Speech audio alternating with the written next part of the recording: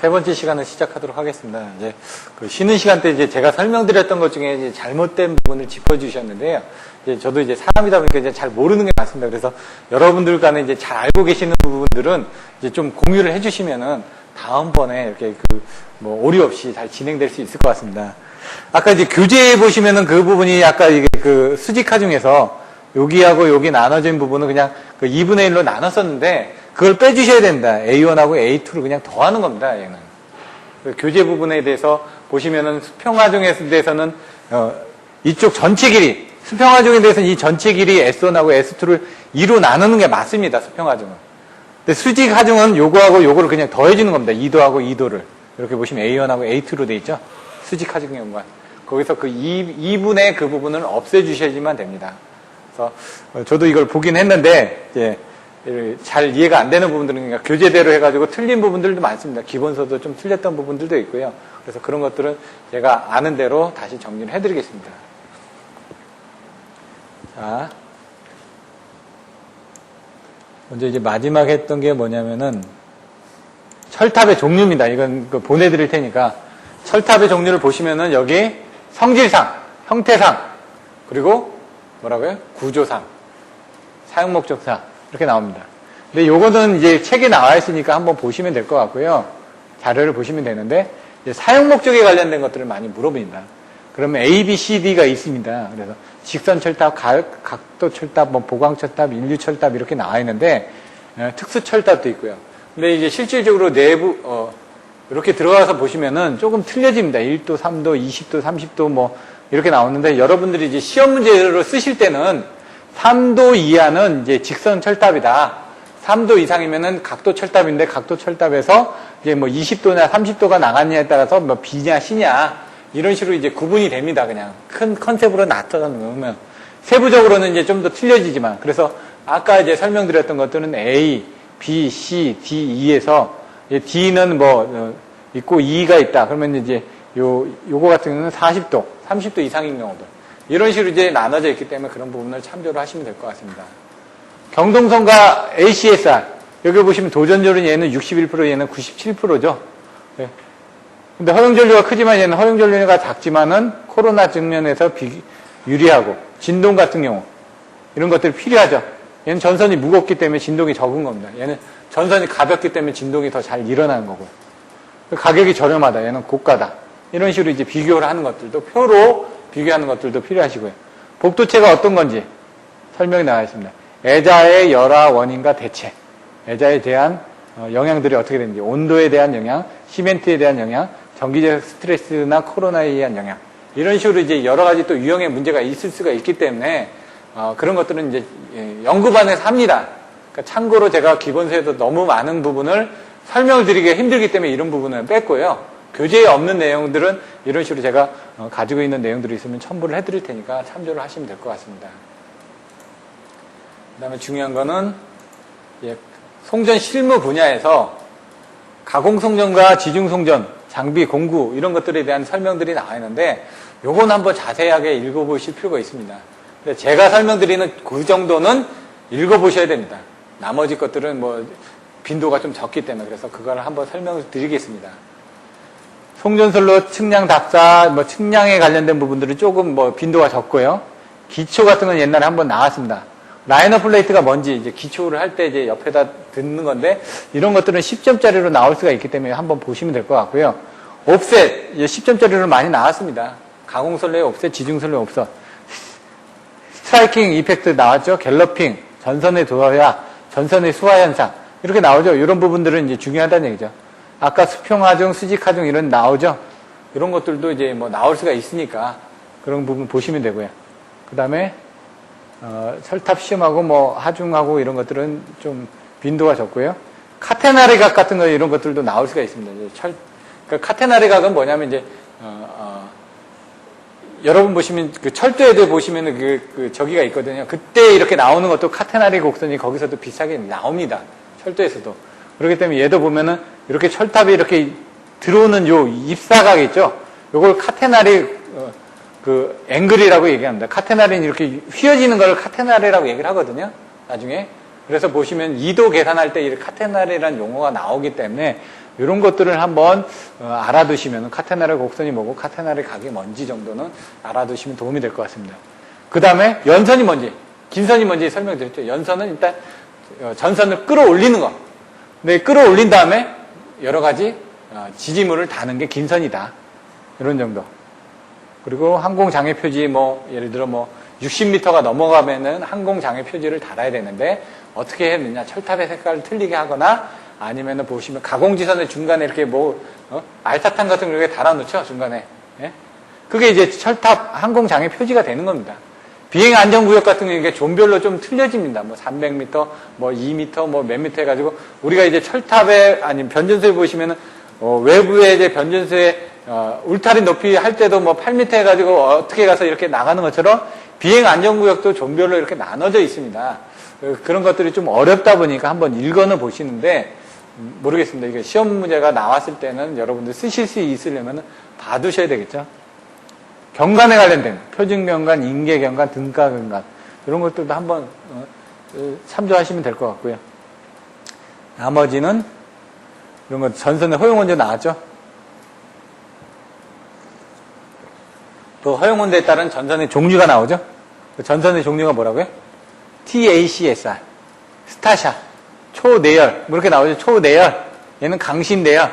네. ACSR에 내열이 됐다. 서멀이 됐다. 근데 얘는 슈퍼가 붙은 겁니다. 슈퍼, 서멀, 레지스턴스, 알루미늄, 얼로이, 컨덕터, 인바, 레인포스. 그래서 스타샤에 대한 내용들이 이렇게 돼 있다. 보시면은 조가식 점포장치 나오죠.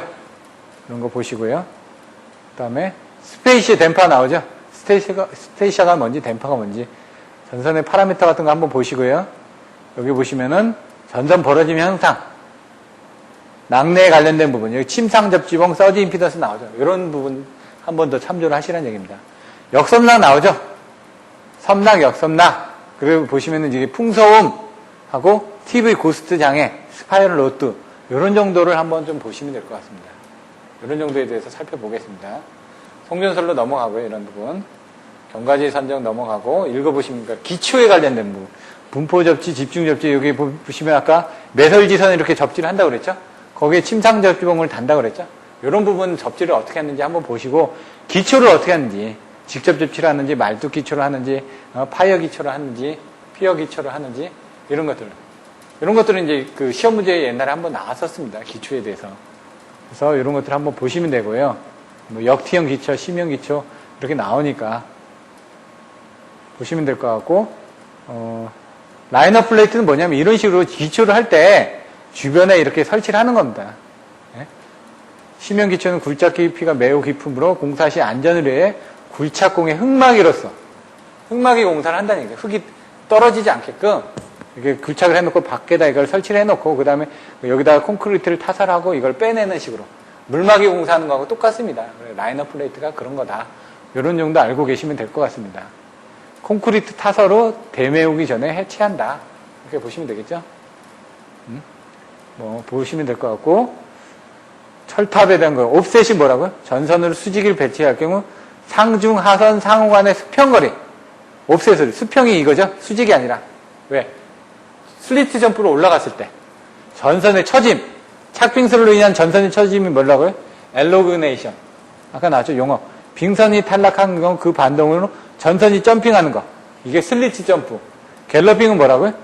착빙설에서 진동하는 거 이런 것들의 전선의 성간 선락 사고를 방지시키기 위해서 옵셋을 둔다. 암의 길이를 조정하여 수평거리차를 준다. 이렇게. 그리고요, 뭐라고요? 상용주파 방정 개시 시 1.5에서 2.5배 정도를 취한다. 그래서 여기 A가 있으면 B가 있고 C가 있고 이렇게 나온다는 얘기죠. 요 사이가 수평이 옵셋이라는 얘기입니다. 수평. 여기도 옵셋이고 여기하고 옵셋이죠. 요거와의 간격이니까. 그거의 간격을 어디별로 다설지구 보정지구별로 틀려진다. 전선 충돌, 스트라이킹은 아까처럼 이제 붙는다고 그랬죠? 소도체 간에, 복도체. 설명드렸으니까 이 부분을 한번 좀 더 읽어보셔야 된다는 얘기입니다. 갤러핑은 뭐라고? 착빙설. 반드시 키워드가 그겁니다. 읽어보시고요. 거기에 대한 아까 그 키워드들을 이 안에 내용들을 갖다가 쓴 겁니다. 그래서 여러분들이 그 안에 있는 내용을 좀 더 이해하시려면 이런 내용들을 한번 읽어보시면 됩니다. 전선의 도약이 뭐라고요? 착빙 또는 결빙된 눈이 탈락됐을 때 슬리트 점프가 일어난다.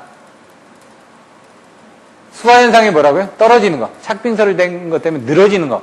전선이 밑으로 떨어지는 현상이 수화현상인데 그런 것들을 아셔야 되겠죠. 철탑하중, 아까 수평하중, 수직하중 나온다고 그랬죠? 거기서 이제 수직하중은 이제 책이 오타라고 설명을 드렸습니다. 수직하중이 여기 부분이 수평의 하중, 수평 종하중, 수직하중 이렇게 좀 틀려집니다. 다. 예? 많은 내용이 있기 때문에 그런 부분 다 보실 필요는 없고요. 일단 수평하중하고 수직하중 두 가지 정도는 알아두셔야 된다. 염력 있고 철탑 부재기가 있고 허용 응력이 있고 단면적 있고 세장비 있고 나오는데 이런 것들을 한번 살펴보시면 될 것 같습니다. 이런 것들은 카테나리 각이 뭐다? 이렇게 들어오는 카테나리 이렇게 여기 부분이 카테나리 곡선이고요. 이게 카테나리 각이다. 이런 정도만 여러분들이 알고 써주시면 된다는 얘기입니다. 내가 한번 봤다. 그럼 문제가 나오면 그림 그리고 간단하게 써주실 수가 있으니까요. 이도 측정법 어떻게 하냐? 여러 가지 방법이 있습니다. 그냥 한번 읽어보시면 되고요. 연선이 뭐다? 전선 드럼을 설치하고 전선을 끌어당겨서 연선한다. 그게 연선이다. 근데 긴선은 뭐죠? 연선된 전선을 애자장치에 치부한 후 애자장치 잔파, 스페이셔 등의 부속품을 치부하는 것이 긴선이다. 연선과 긴선을 이제 다 틀려져요. 가공 송전선로는 그냥 사진 같은 것만 봤습니다. 근데 지중은 이제 제가 연선 같은 걸 다 해봤으니까 그런 것들은 설명드릴 수가 있는데 가공선 송전선로는 저도 해본 게 없기 때문에 그 3, 4kV 송전선로 공사에 대한 그것들을 봤습니다. 여기 보시면은 변전소 공사 시공열에 보면은 이런 데 나옵니다. 이렇게 차단기류, 접지류 이런 데 보시면은 이런 데 그 그림이 나와 있기 때문에 그런 부분은 보고 참조를 했습니다. 이게 154 쪽에 대한 자료가 또 있습니다. 그런 자료들도 잘 나와 있기 때문에 그런 자료를 참조를 했으니까 나중에 그것까지 보기에는 좀 힘들고요. 인입률 같은 내용들이 또 나옵니다. 항공장의 표준이 뭐라고? 60m 이상. 예? 이렇게 저강도, 중강도, 고강도 항공장애 등이 또 나옵니다. 그래서 60m 이상 아파트 같은 것도 보시면 25층 정도면 60m가 넘어가거든요. 그런 데는 달죠. 중간에다. 그러면 깜빡깜빡거리는 게 다 틀리게 나타나죠. 굴뚝 같은 데도 달죠. 예, 이렇게 다는 부분. 비행안전구역 1구역부터 6구역까지 나와 있습니다, 지금. 예, 이런 걸 좀 설명드리기는 힘듭니다. 빈도는 좀 떨어지다 보니까 참조해서 보시라는 얘기입니다. 지선, 간선, 경관, 이렇게 나오는데 한번 보시라는 얘기입니다. 여러분들이 중요할지. 제가 봤을 때는 이제 안 나왔기 때문에 나올 수 있는 확률이 있지만은 10점짜리로 나오죠. 여기 있는 것들은 왜? 이런 정도이기 때문에 10점짜리입니다. 한번 읽어는 보시라는 얘기입니다. 시간이. 근데 지금 기본서기 때문에 이런 부분까지 하라고는 말씀을 못 드리는데 나중에 시간이 되면 이런 자료를 보시라는 얘기죠. 보시고요. 허용원도 나왔죠, 이거. 이렇게 90도, 150도 뭐라고요? 150도, 210도 이렇게 나오죠. 조금씩 보시면 되고 여기 송전 영양 증례 나오죠. 알루미늄의 내열성을 향상시키기 위해서 지르코늄 이게 뭐냐면 합금이죠. 합금. 아까 구조 재질에 따라서 틀려진다고 했죠. 경동선, 경합금선, 철선, 그리고 합금선. 이 합금선들이죠. 이렇게 용량을 증대를 하기 위해서. 이거는 뭐라고요? 2배. 온도는 210도. 순시호 사용 전류는 240도. 지르코늄이 들어갔다. 이런 식으로 이제 그런 내용들을 써주셔야 된다는 얘기입니다. 요건 읽어보시면 된다는 얘기입니다. 이도 특성을 양호할 수 있고 경제적인 장단점이 있다. 이런 것들을 키워드로 써주셔야 된다는 얘기입니다. 근데 이런 것들이 좀 내용에는 좀 적게 나와 있습니다. 요 같은 경우는 지금 스타샤 같은 경우는 인바 부분에 대한 것들을 틀려지죠. 아연도금 인바선을 대체한 선입니다. 허용 전류는 2% 정도밖에 증가를 안 하죠. 전선 중량이 4% 감소하고 이런 것들이. 근데 얘 같은 경우는 AW가 들어갑니다. AW. 피복이죠, 피복. 피복에 대한 목적은 뭐냐? 전해 부식을 방지하기 위해서 피복을 하는 겁니다. 그러니까 AW가 들어간 거는 피복이기 때문에 여러분들이 나중에 보시면 이제 CV 케이블 CNCVW가 나옵니다. 그 W다가 바로 그 내수, 내밀에 관련된 물에 대한 특성을 이제 강화한 겁니다. 예? 뭐 CNCV가 뭔지, CVCN이 뭔지, CNCV-W가 뭔지, 뭐 O가 뭔지 이런 내용들도 나오는데 그런 것들은 이제 빈도가 좀 적기 때문에 그런 것들도 관연도 문제를 한번 찾아보시면 될 것 같습니다. 조가식번 점퍼 장치 이게 좀 헷갈리는데 이 그림을 먼저 보시면요. 애자 부분과 애자 부분 이제 그 각도로 바뀌어지는 거죠. 이게 직선이더라고 하더라도 직선에서 보시면 이렇게 밑으로 케이블을 이렇게 옮겨가지고 이렇게 옮겨가죠. 아니면 각도가 있을 때도 이런 식으로 케이블이 왔다가 케이블을 가지고 이렇게 옮겨집니다. 그럼 여기 부분 케이블을 연결할 때 이 애자 부분이 세상 부분이 다 연결되어 있는데 여기 부분이 하나로 이렇게 잡아주죠.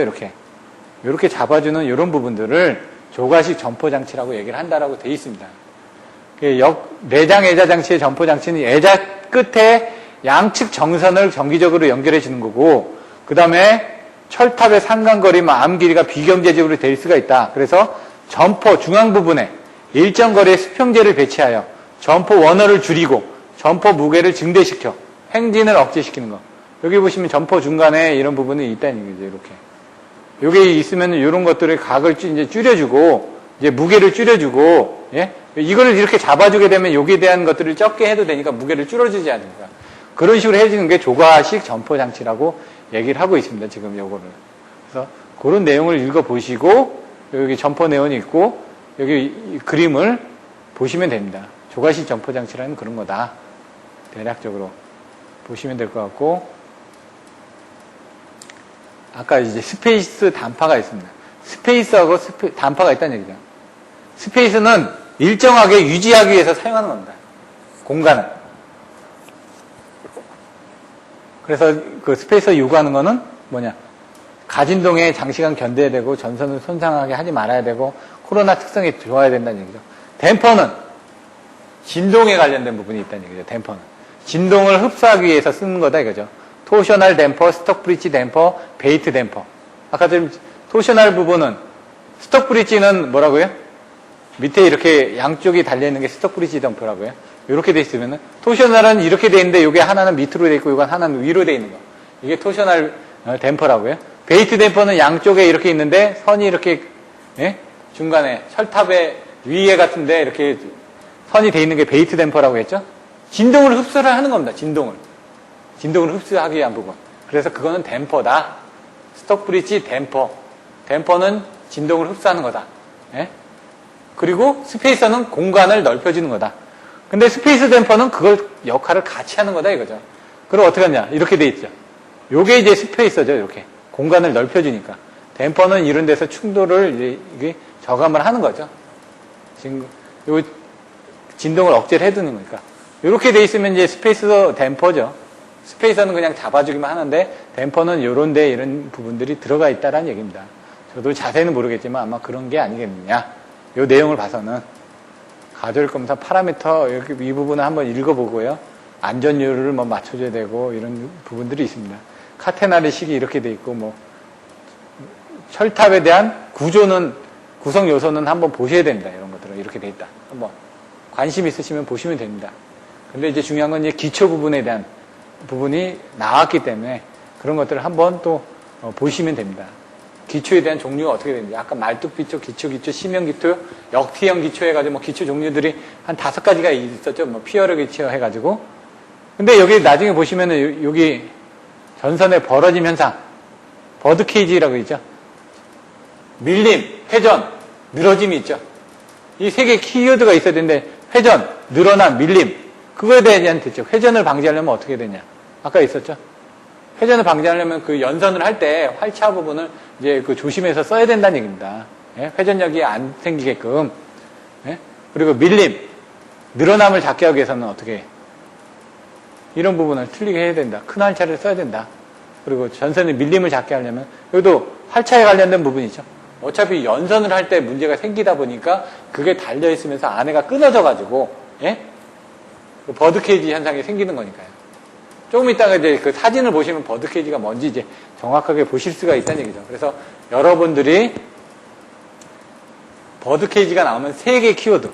회전과 밀림과 늘어남에 대한 내용이 나와야 되고, 거기에 대한 대책들은 거의가 활차 부분, 아니면은 또 이게, 연선을 할 때, 뭐 아까처럼 구리스를 발라가지고 거기에 대한 저항을 줄여준다든가, 이런 식으로 이제 어떤 충격을 저감할 수 있는 그런 부분들을 써주시면 된다는 얘기입니다. 여기 보면 전선의 표면이 기름이 견조한 경우는 연선차에 들어가기 전에 약간의 주의를 해서 미끄러짐을 양호하게 한다. 이런 것들, 내용들이 나와 있죠? 그런 것들을 보고 쓰시면 된다는 얘기입니다. 공법들이 있는데 여기 낙뢰 방지 장치들이 있습니다. 이거는 한번 참조해서 보십시오. AW 이론부터 해가지고 여러 가지 내용들이 나옵니다. 암페어 저기 해가지고 그것들은 이제 기본서에는 안 나옵니다. 근데 관연도 문제에 있다 보니까 접지 같은 경우도 이렇게 해가지고 61.5%에서 접지 부분이 나오는 부분들이 있습니다. 평균되는 그런 것들을 건축전기에서 나왔던 부분의 문제들이 발성배전에서도 나왔습니다. 그리고 최근에 건축전기 쪽에서도 발성배전 문제를 갖다가 쓰기 시작했습니다. 그 빈도가 좀 더 많아졌다는 얘기입니다. 옛날에 비해서. 그래서 저희도 그런 거꾸로 건축전기에서 쓰고 있는 그런 문제들이 일부 들어올 수 있다는 얘기입니다. 이런 것들 한번 보시면 되고요. DDS가 뭐고 낙뢰 표시기들을 어떻게 하는지. 화학식하고 스프링식이 있다고 되어 있는데 이거 보시면 됩니다. 사진들은 그때 보여드릴 거예요. 심상조공 요건 한번 읽어보십시오. 좀 내용이 어렵습니다. 구조는 쉬운데 그냥 정기적인 절연에 대한 내용들을 넓혀주면 되는데 이게 동작하는 원리는 서지 임피던스를 이제 저감을 해주기 위해서 접촉장에 관련된 부분들을 틀려지게 해서 접촉장이 커짐으로 인해 가지고 오히려 지금 우리들이 생각했을 때는 이제 반대 개념입니다. 접촉장이 적어져서 일반적으로 그 부분이 빨리 빠져나가야 된다고 하는데 얘는 접촉장이 커져가지고 거기에 이제 전압이 더 많이 걸려서 빨리 빠져나간다는 개념으로 되어 있습니다. 그래서 그런 내용들이 좀 틀려집니다. 역섬락 발생 시간에 서지 임피던스를 저감시켜서 철탑의 전위 상승을 억제하는 겁니다. 적지 측면에서. 근데 얘는 그게 아니라 고유저항력이 높다 보니까 급진파의 진도가 빨리 일어나는 겁니다. 그래서 서지 임피던스의 저감 역할을 좋게 하는 겁니다. 개념이 약간 틀려지는데 읽어보시면 된다는 얘기죠. 아까 얘기했죠. 이건 단면입니다. 이렇게 동에다가 삐죽삐죽한 걸 달아놓다 보니까 거기서 이렇게 방전되는 부분이 더 많아지니까 그만큼 더 빨리 빠져나간다는 얘기입니다. 빠져나가야 될 부분들. 서지 임피던스가 뭐다? 임펄스 임피던스 그리고 여러 가지 용어들이 나오죠. 그런 내용들을 한번 읽어보시면 됩니다. 전해 부식, 단절연, 저감절연. 단절연, 저감절연은 이제 그 구장의 이상전압에서 나옵니다. 쌍대성의 원리에 대해서 단절연, 전절연, 저감절연, 균등절연 이런 부분이 나온다고 그랬죠. 그런 것들 쌍대적으로 이제 외우셔야 되니까 그런 것들을 한번 보시고요. 저감절연 이제 보시면 되고요. 여기 보시면은 뭐라고요? 1.1로 나눈 거. 유효접지냐 아니냐를 가지고 이제 판단하는 게 이제 저감절연이다 이거죠. 여기서는. 단절연은 여기 보시면 유효접지를 해가지고 80호다. 그럼 여기 지금 5E 플러스 50입니다. 그 2에 관련된 부분이 절연 단계입니다. 80 곱하기 5, 2 플러스 50이니까요. 요게 어떻게 나왔는지 한번 설명 드릴까요? 이제 80호다, 30호다 그러면 3300을 30으로 나누면 되는 겁니다. 30호가 나오거든요. 그런 것들은 교재를 보시면 되고요. 요 80호 같은 경우는 이 충격파 시험전압이 어떻게 나오는지 간단하게 설명을 드리면요. 80호다. 이상전압에 대해서 5E 플러스 50입니다. 80호라는 건 여기다 80이 들어가면 됩니다. 그럼 어떻게 될까요? 5 곱하기 80이면 400이죠? 400 플러스 50은 450이라는 얘기입니다. 여기서 이제 충격파 시험전압이 450kV가 나온 겁니다. 근데 실질적으로는 공식전압은 어떻게 된다고요? 110이라고 그랬죠. 그 110을 1.1로 나눈 게 지금 어떻게 되냐? 80이라는 얘기죠. 1.1로 나눈 80인가요? 조금 더 되겠죠?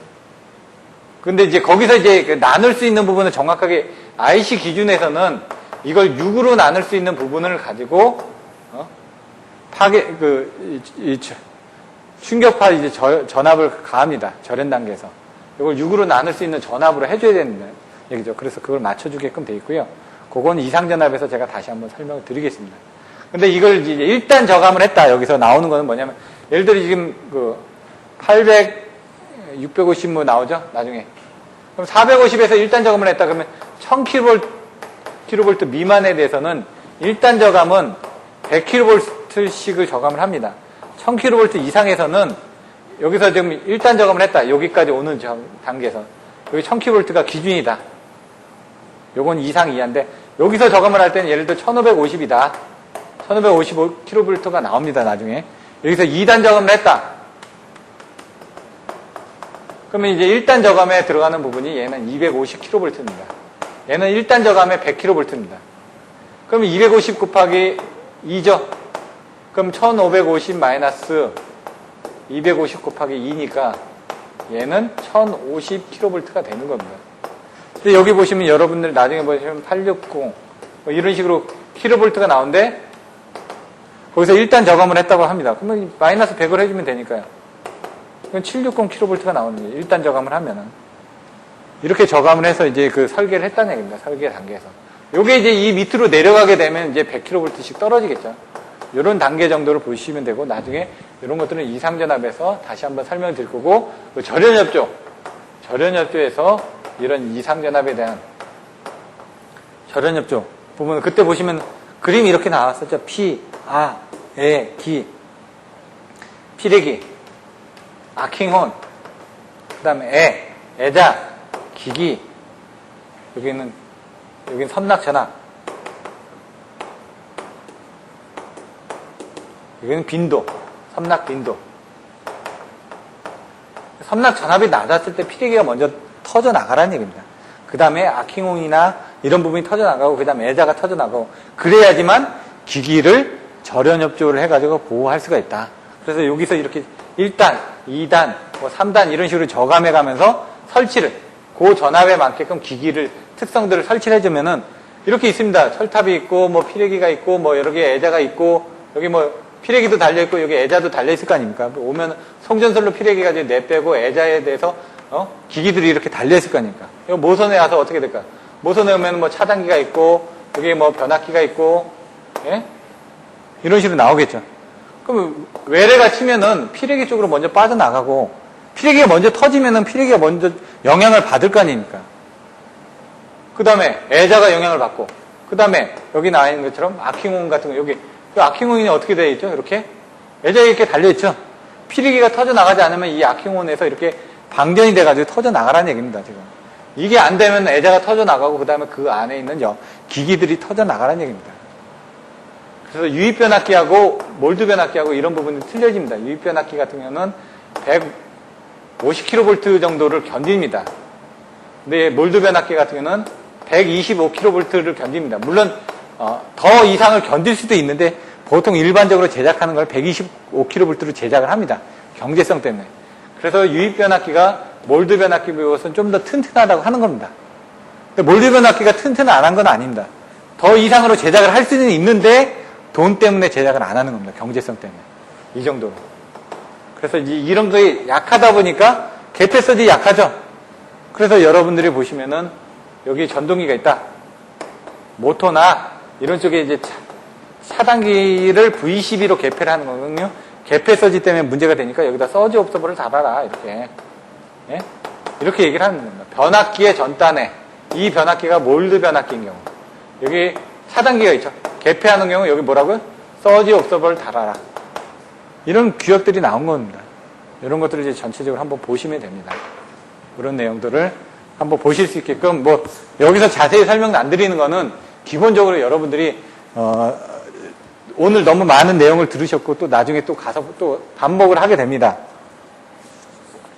이상전압에 대한 종류도 내부 이상전압, 외부 이상전압, 그리고 거기에 대한 내용들을 6가지 정도, 개폐서지에 대한 것들 6가지 정도 여러분들이 외우셔야 됩니다. 여기 절연협조 나오죠. 절연협조는 뭐다? 변전세 기기다, 송배전선 등 전력계통의 전체 절연 설계를 보호장치와 관련시켜서 절연을 합리화하고 뭐 이렇게 내용이 나옵니다. 그래서 이런 것들도 기본서에 있는 내용들을 보시면은 키워드로 딱 잘 되어 있는 게 있습니다. 무조건 외워주셔야죠. 경제성을 유지하는 거. 예? 딱 나오죠. 내부 이상전압은 상용주파, 개폐, 내부니까. 외부 이상전압은 외래죠. 직경내, 예? 서지. 그 다음에 거기에 보시면 섬낙, 역섬낙, 경관역섬낙 이런 부분들이 또 나오죠. 이렇게 연관지어서 이렇게 보셔야 된다는 얘기입니다. 인기의 섬낙전압이 어떻게 되는지 한번 보시면 되고요. 아킹온 같은 간격이 어떻게 되는지 이런 것들도 한번 보시라는 얘기죠. 공기절연이 어떻게 되는지, 표준절연 간격이 어떻게 되는지 이런 것들은 한번 보시라는 얘기입니다. 이렇게 횡진각이 뭐고. 근데 이런 것들은 근데 이해하는 데 도움이 되지 실제로 이런 것까지 물어보는 문제는 아직까지 안 나왔는데 이런 것들을 더 써주시게 되면은 더 점수를 받으실 수가 있다는 얘기입니다. 내래 절연 설계라는 거. 조가식 점포 장치 또 나오죠, 여기. 아까. 좀 더. 점선의 중앙 부분을 수평으로 유지할 수 있으므로 철탑 높이를 저감시킬 수 있다. 아까 이런 부분 나왔죠? 예? 절연 요쪽도 나오고. 점포 장치 나오고요. 그래서 어떻게 된다. 중앙에다 다는 거죠. 수평지에다가 중앙을 달아가지고 철탑의 높이를 저감하는 데 되는 부분이다. 이렇게. 나머지는 스페이스 링 높이는 이렇게 떨어지지 않게끔 이렇게 몸을 여기 스페이스에다가 감아주고 나서 그 끈을 여기 달고 움직이다 보면은 이 철탑이 아까 765 같은 건 몇 미터예요? 100m. 100m 높이에서 이렇게 하다가 떨어지면 죽죠. 그러니까 그렇지 않게끔 하려고 안전장치를 걸고 작업을 하라는 얘기입니다. 지금. 근데 이런 스페이스 댐퍼 때문에 걸고 이제 넘어가기 힘들기 때문에 바깥에다 이렇게 통째로 걸라는 얘기입니다, 지금. 내용을 보시면은 전개식 불량해자 검출장치. 전개를 이용한다는 얘기입니다. 전개, 자개 이렇게 여러분들 보셔야 되겠죠. 애자 검출 방법이 음향식. 아까처럼 코로나가 발생하거든요. 비 오는 날이라든가. 램프식. 거기다 이제 배터리처럼 달아놓으면은 어떤 그 전압이 생기게 되면은 그 램프가 켜질 거 아닙니까?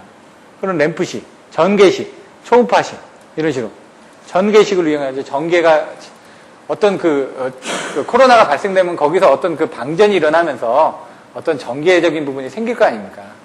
그래서 그런 부분을 가지고 한다. 이런 내용들을 한번 보시면 됩니다. 음향식, 램프식, 전개식, 초음파식이 있다. 그러면서 전개식은 어떻게 되느냐. 이런 내용들을 한번 보시면 될 것 같습니다. 예전에는 전개분법. 폴리머 이제 설명드렸죠? 이런 식으로 된다 이거죠. 손으로. 고분자 화합물이라고 했습니다. 고분자 화합물.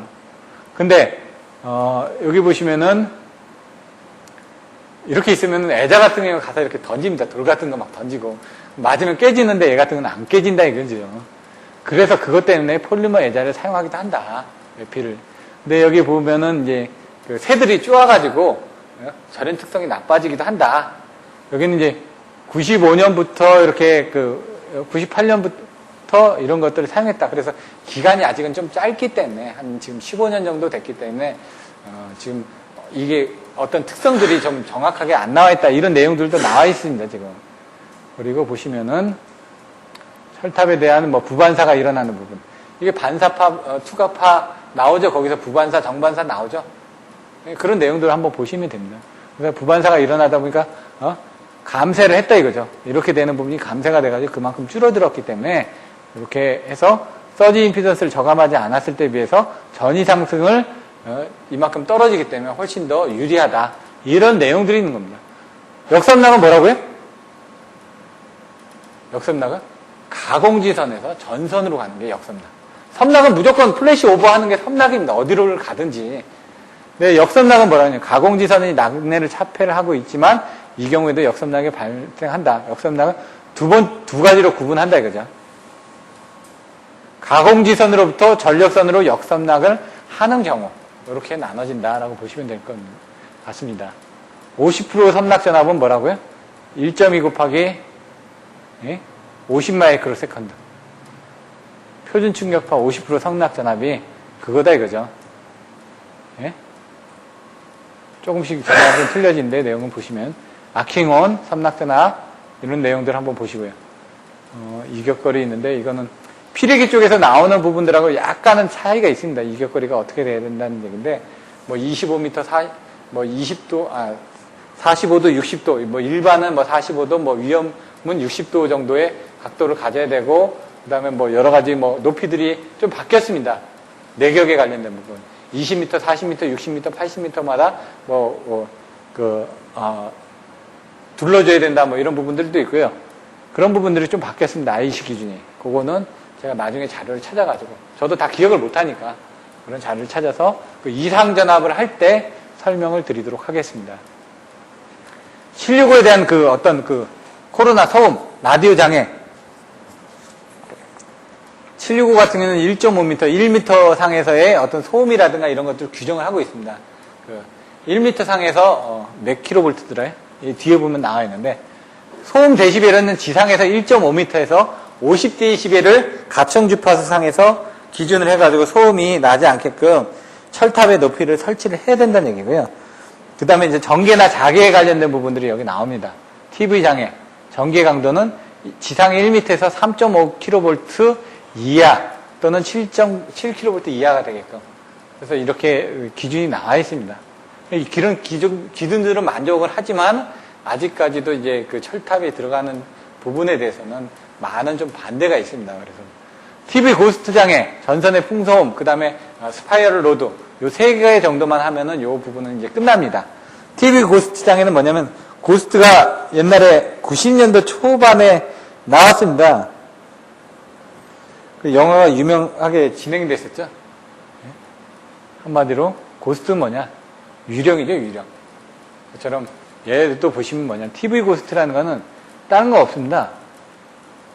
수신점에서 수신한 희망파하고 건조물 들어오면 반사된 반사단 전파 때문에 반사파가 희망포보다 지연되기 때문에 화상이 남는다는 그런 얘기입니다. 그 어떻게 보시면 되냐면 이렇게 화상이 들어왔습니다. 근데 얘가 이쪽으로 철탑 같은데 얘가 반사돼가지고 들어오다 보니까 요 뒤에 대한 허상이 보여진다. 왜냐면 처음에 들어온 거에 뒤에 들어온 게 지금 똑같은 영상에 지금 뒤에 보여지기 때문에 고스트처럼 저 뒤에 뭐가 있는 것처럼 똑같은 게 잔상이 남는다. 그래서 이거 TV 고스트다라고 돼 있는데 그건 어디다? 철탑을 지금 저희가 얘기를 하고 있으니까 가공송전선을 얘기하고 있지 않습니까? 그거에 관련된 전파는 이런 부분이 생기기도 한다. 이런 내용을 참고적으로 다 알고 계시면 된다는 얘기입니다. 풍소음 같은 건 여러분들이 알고 계셔야 되겠죠? 스파이럴로드는 뭐냐면 그런 풍소음이 스펙트럼을 분석해 보니까 이제 80Hz 부근에서 나타나더라고요. 그래서 그거를 방지하기 위해서 전선의 바깥에다가 그 소음을 줄여주기 위해서 이런 식으로 감아준 겁니다. 이렇게 스파이럴 로드를 감아주다 보니까 그런 소음이 저감이 되더라. 네?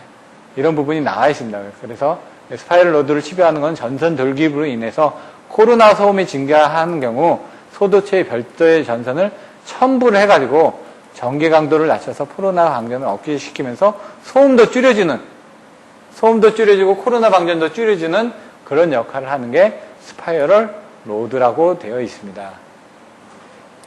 그런 내용들을 보시면 될 것 같고요.